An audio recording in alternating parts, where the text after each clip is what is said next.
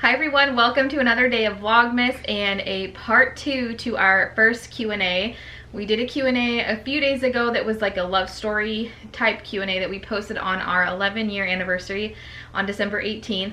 And we have gotten some more questions that have come in since then, and I kind of wanted to answer some Christmas questions as well without doing a full Christmas tag like I did last year. So we're gonna start with 5 lighthearted Christmas questions, and then we're gonna jump into the more in-depth questions that were asked by some of you.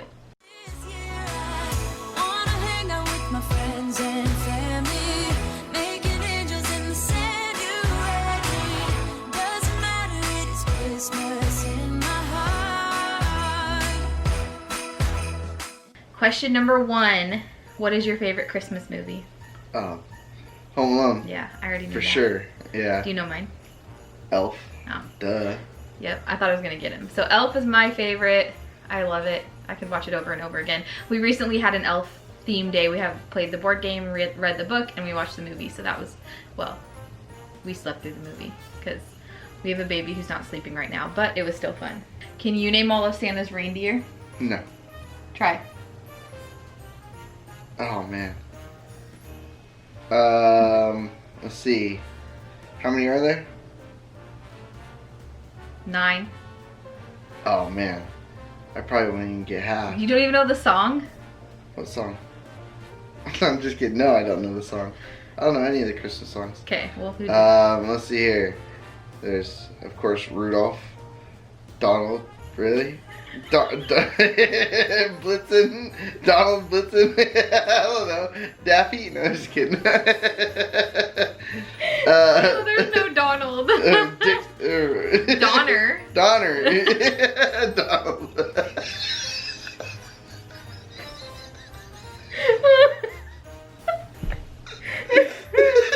Oh my gosh. Yeah. Donald. You know, Okay. he was the proper one of the group. He's the one that put his pinky up when he drank his tea. Blitzen. Yeah? Comet. Blitzen, Comet, Donner, Rudolph, okay? Yeah, that's it. Dasher, Dancer, Prancer, Vixen, Comet, Cupid, Donner, Blitzen, Rudolph. That's what I said. Yeah. So he cannot name all the reindeer, obviously. And he thinks Donald is a reindeer as well. Okay, what is your all-time favorite holiday treat, food, or sweet? Oh, eggnog for sure. Yeah. Okay, comment down below if you like eggnog or not, because I cannot. It makes me queasy. Like, I'm queasy right now just hearing him say the word eggnog. Eggnog. Well, good thing I'm not pregnant, because I would probably vomit. Gross. My favorite holiday. Eggnog. No, that's my least favorite. For like the treat, I like the peppermint. Not a lot of peppermint stuff, but some peppermint stuff, like candy canes, peppermint flavored syrup in my like chai tea and stuff. Just kind of that little added. Did you say peppermint flavored syrup? Yeah. Like the peppermint flavoring, like, you know, the syrup for like drinks? That's not. Is that not what it's called? No. What's it called? Are you talking about like creamer? And kind of. Oh, you're talking about like the Starbucks pumps. Yeah, like the pumps, Yeah, that's yeah. syrup, I guess, huh? Yeah, see, I know what I'm talking about. Wow. So yeah, peppermint is my favorite. Okay, do you like giving gifts or receiving gifts better? Oh, receiving for sure. Yeah, he loves getting gifts. I mean, who doesn't love getting gifts, honestly? But if I'm gonna choose, I would prefer to give gifts. I really love giving gifts, especially to the kids, obviously, but even to him. And I definitely don't like, I mean, okay, I like receiving gifts, but it really makes me feel bad when I receive a gift and I don't have something to give in return. So it makes it a little less enjoyable for me, for sure. Okay, and then the last Christmas question is, what holiday tradition do you most look forward to? Probably cutting down the trees. That's my what favorite. I was gonna say for you. You love cutting down the tree. Yeah, that's always fun. And I always pick out the right tree right away, but she always wants to search for another hour and a half. Well, I'm the type of person where finding the one right away, like literally when we walk into the field, he always, every single year will be like, this is it, this is our tree. And of course I always like it, but I'm like, oh, but we have to look a little bit. Like I can't just dedicate myself to the first one we see. And then we always end up going back to the one he found, so. Or Kyle. Or Kyle. You haven't found the tree. You haven't found No. a tree in the last 4 years. The last 4 years. My time is coming. The last 4 years, Kyle and I have found Next year, I'm just gonna sprint out into the field and leave y'all behind and find one. That way I can say I found one. We would prefer that. Okay, so those are the Christmas questions we're gonna answer. And then if you are interested to know more about Christmas stuff, then I will link my last year's Q&A that I did. It was just me. He didn't join me for that one, but I answered a lot more questions directly related to Christmas there. So let's move on to the other questions. Okay, so first is, do you ever want a bigger house? Well, of course. Yes. Yeah. Yes, we are definitely happy where we're at. We're people that we can find contentment in pretty much any situation. So we are happy. There are things, of course, we would change, but we have done a lot of work to this place, putting in new flooring, repainting the entire house, and our landlords have been great about letting us do those things, and of course it benefits them as well because it brings value up. So we have really made this into a home. So we love this. We love our neighbors, of course, too. Our final goal is to be able to buy a home. We're renting here. We're in the Pacific Northwest where it's very expensive, and the market right now is really crappy. So we don't have any intention of doing anything like that anytime soon, but we have the priority of paying off our last debt, which is my student loan, saving at least 3 months of expenses in an emergency fund so that we have 3 months of money to live on if something ever were to go wrong, and an emergency fund to fix things if we were to own a house and something broke, because here we don't have to pay for those things. Great. And then 10% down payment at least. So once those things are in place and the market is a little more kind of favorable to being a buyer, then that's when we will be buying a home, and it will definitely be bigger than what we have now. Yeah. River is in our room right now. We kind of, if you haven't, just in case you haven't seen that, we have split our room into kind of two. Thank goodness it's big enough to do that, where we have kind of our master, and then we installed a curtain rod on the ceiling with the curtain that goes across, and then his nursery is the other half. So it works for now, but obviously that's not going to be a forever solution. So yeah, bigger house is definitely in our future. At least 4 bedrooms or 3 plus an office is definitely going to be a must. And my other must-have is a giant spa bathtub, because I'm so, like, I so miss taking baths. We have just a normal bathtub, and even filled completely, you don't fit all the way under the water. So it's more annoying than relaxing. But what would you be looking for? Like, what's your most important must-have? Yard. Yeah. Yard for sure. Yeah. And it doesn't have to be huge, but no, but it's got to be big enough for the kids to play in. And yeah, throw a football. Yeah. Have birthday parties. Put a bounce house in the back. Bounce houses, yeah. So yes, we are gonna find a bigger house eventually. Okay, do Bailey and Quinn have chores? If so, how do you work that? We don't really call them chores, but I guess they would technically be considered chores. But what we do is we have them on a commission system. We follow Dave Ramsey, so we follow his advice when it comes to that. We feel it's extremely important to teach them from a young age the value of money, the value of hard work, that you don't get money if you don't work, and just to kind of instill that work ethic into them. That was something that I, growing up, have had. I grew up with a great childhood, full of love. My parents were always there, all the events and everything, but we never learned about money and how to use it and how not to use it and how to save it. And they modeled hard work and work ethic for us, just like leading by example. So I'm thankful for that. But when it comes to how to manage it, they didn't really know either. So how could they teach us? So that has been a priority for us, because in our last Q&A, we answered, what is your biggest relationship struggle? Like the biggest stressor of your relationship.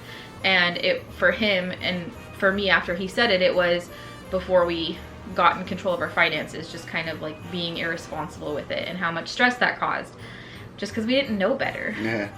You know? So we really want to teach them that. So getting back to the question, they have 4 daily, we call them responsibilities because they are part of the family, so it's their responsibility to help this household run, and that is to have their beds made, have their rooms cleaned up, they share a room, their room cleaned up, their toys downstairs cleaned up, and to clear their dishes after they're done with their meals. So those are their responsibilities always. Oh, they have 5 because feeding the dogs as well. And water. Feeding and water. Bailey does food, Quinn does water. And then they have other chores that they can do, which are commission chores. So they have $1 clipped onto a little piece of paper that shows a picture of what it is. So whether it's like dusting, there's a mystery chore one that they can ask that usually ends up being emptying the bathroom garbages because that always needs done, I feel like. Helping with laundry, just kind of the extras, unloading the dishwasher, extras that at 5 and 7 years old, we aren't expecting them to do quite yet. There will be a time where that does happen. But for now, if they do those extra above and beyond, then they get paid for those things. And that's kind of... Once they have their other chores done, though. Yeah, and they can't do commission chores unless they have their responsibilities done already. So that's kind of how we run things. I've done a video on it before, but it was a while ago. So I will do an updated video on that in January, because I know a lot of people are kind of like taking the new year to try to figure out how to change things up, maybe how to take control of your money, how to teach your kids about money. So I will do a video on that goes a lot more in detail in January. The next question is, did you and Anthony agree on parenting methods, or did you have to work through some things? I'm curious to hear your take on this one. My foot's going to sleep. I'll wake it up. For the most part, I think we really fall in line with each other as far as our parenting styles.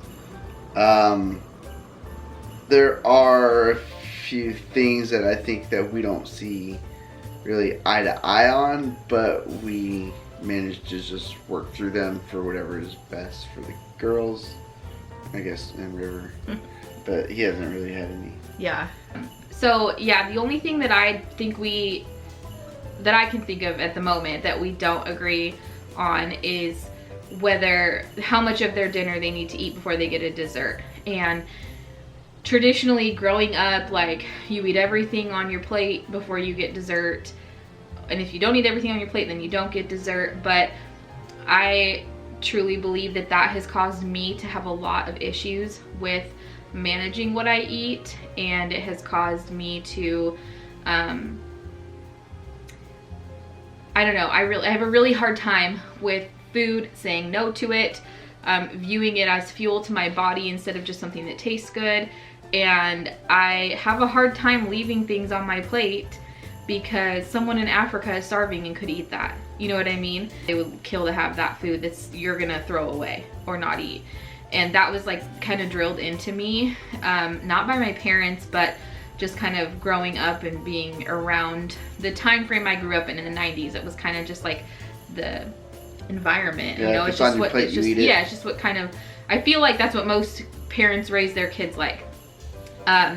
So for me, I have done a lot of research on this, and I don't want that to happen to the girls. I want them to be in tune with their bodies.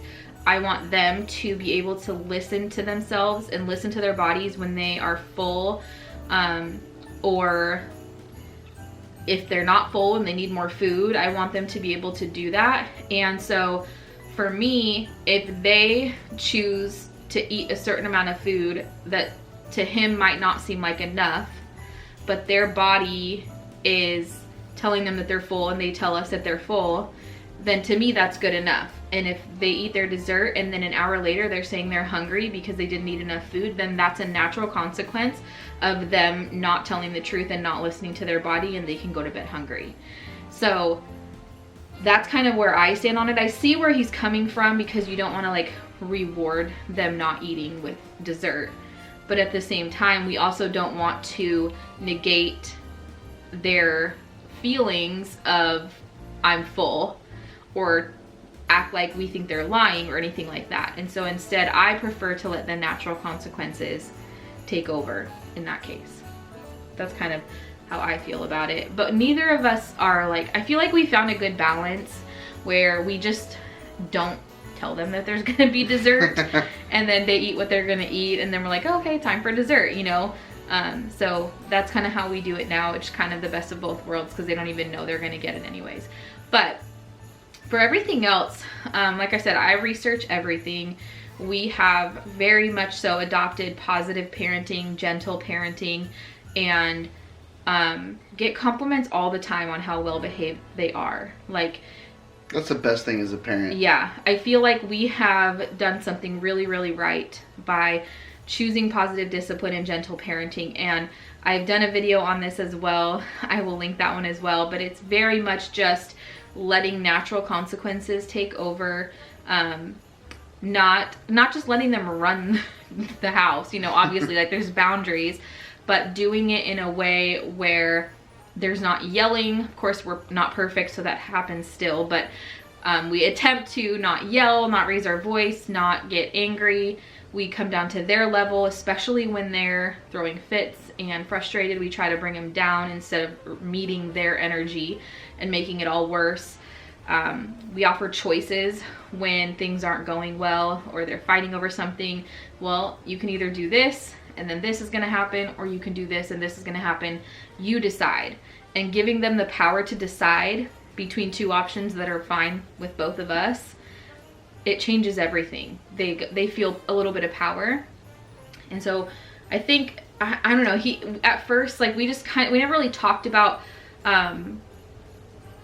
how we were going to implement it. We just kind of started doing it, and it just worked. Yeah. And so we just kept going. So well, I think we do a good job of feeding off each other and yeah, and kind of just bouncing. I mean, communication. I guess with anything that you do as a parent, I mean, communication between the two parents are paramount. Yeah. And I feel that we do really well at that. So respectful communication. There you go.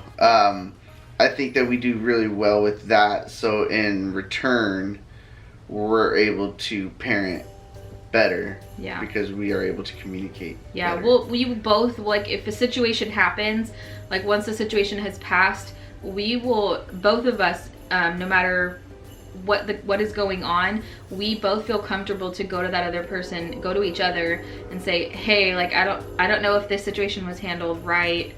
Maybe the next time we can do that. Yeah, or hey, you probably crossed the line a little bit on that one. I think you went a little bit far.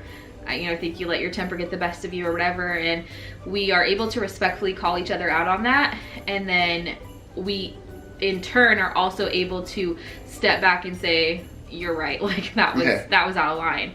And then we apologize to them for that if we did go out of line. Or if we didn't go out of line maybe, but we could have handled it better, then we just do that next time and try to implement that for the next time. So that's kind of how we handle things. Let me know if you want us to do a more detailed video just strictly on parenting and giving examples and things like that, because that'd be fun to do. Okay, there's gonna be 2 more questions. One, I already know the answer for both of us. And it is, will there be a baby number 4, or are you finished? And no, we are not having any more babies. I wanted 4 before I had any kids, but now at this point in our life, like, it was the weirdest thing. As soon as River was born, literally the minute he came out, I just had this overwhelming feeling of being complete. Like, it was like the last little puzzle piece was put into our family, and I can't explain it at all because I did not expect to feel that. I was nervous that as soon as he was born, because I love labor and delivery so much, which is weird to probably most of you, but I love it so much that I was worried that as soon as he was born, I was gonna feel sad that I would never get to do that again, and I didn't. I was at peace, completely happy. And especially now, like, even though he's a pretty decently behaved baby, until the last week at least, he is going through a sleep regression right now, but hardcore. Yeah, but even with him being a good sleeper and stuff up until about a week ago, it's still been really hard. You know, I don't want to miss out on the girls growing up because I'm always too busy taking care of babies. As much as I love babies, we are definitely done. Yeah. Definitely. Yeah. And then the last question, just a lighthearted one, how did we decide on our babies' names? Those are fun. Yeah. With Bailey, that was my idea, because we were just kind of always throwing out names. So I figured we could use Jennifer's last name for our oldest, Bailey, and so that way it can kind of carry on. For Quinn, Jennifer, what show was that from? So One Tree Hill. 2 shows. One Tree Hill. And then I can't remember. It was the sister of one of the main characters. I can't remember the character's name now. But then the show Glee, the cheerleader, was also named Quinn. And I loved that name so much. And I honestly thought he was going to hate it. Like, I didn't even want to bring it up to him because I didn't want it to get shot down and then me have to, like, grieve the loss of being able to use the name Quinn. But I brought it up and he loved it. And so that was Quinn's name. So that came from 2 shows. And then Bailey, so Bailey's middle name is his mom's name, and then Quinn's middle name is my grandma on my mom's side, and then it's also my mom's middle name and my middle name. So it's really cool to kind of have that carry on throughout the family. And then for River, he was the tough one. So Bailey and Quinn, those came easy. We had their names picked out within a few months of being pregnant. I didn't even go that far. Yeah, well, once we figured, I think once we had gender, we finally narrowed it down. No, we had names picked out before gender. Yeah. Huh? That's right. Yeah. If Bailey or Quinn would have been a boy, their name would have been Cohen. Cohen Paul. We love the name Cohen. It was from the OC. It was Seth Cohen, the last name, and I'd always loved that as a first name, so it would have been Cohen. So, but neither of them were boys. And then once we got pregnant with River, we like to have a girl and a boy name picked out before gender reveal so that we can say, like, is it gonna be Bailey or Cohen, Quinn or Cohen or whatever. And we realized we couldn't use Cohen, even though we still loved it, because it was too close to Quinn. It would have been way too close. It wouldn't have worked. Yeah. And so we were stuck for the longest time. Like. Yeah. It was, it took a good minute for us to even figure one out. Mm-hmm. Once again, Jennifer likes to pick out weird names. And, yeah, horrible. And for boys especially, I think. Yeah, I think it was typically. Well, it's just because I have a hard time with boy names. Like, I don't. For girl names, for some reason, they were so much easier for me. I would fall in love with them right away as soon as or I would have a list of like 10 that I loved so much, and any of them would have been fine. But with boys, I had a list of like 10, but they were all like, well, that's decent. You know, and there was never like one that I loved so much. And so it was hard for me. And we had lists. We would go through baby names any free chance we got. We did a baby name battle video, which was fun. We had a girl name picked out way sooner than a boy name. So if River was a girl, the name would have been Piper Style. And Style is my sister and her husband, Stephanie and Kyle, combined for the middle name. So Piper Style, I love that name. I still do. If we ever get any other pets or something, that's got to be the name. It's got to be part of something. Yeah, we named our pets after you guys. Yeah. Hey, it's something, right?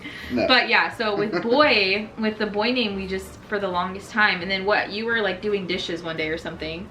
You were in the kitchen. Yeah, I think I was either doing dishes or cooking. Yeah. And just throughout the day, I would, whatever names that we were kind of going over, we had an app on our phone. I don't even remember what app it was, but it would match. If I clicked one that I liked and she clicked one that she liked, it would match them up in the app together. It was like Tinder for baby names. Yeah. So,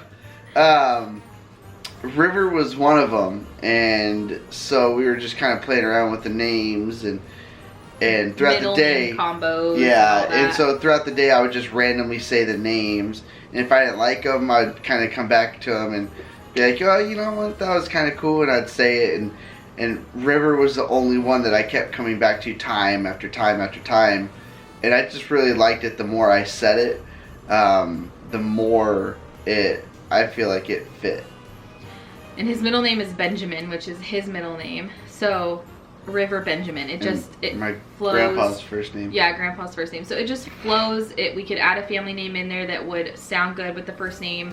And he was just standing in the kitchen and he just looked over at me and he was like, River Benjamin.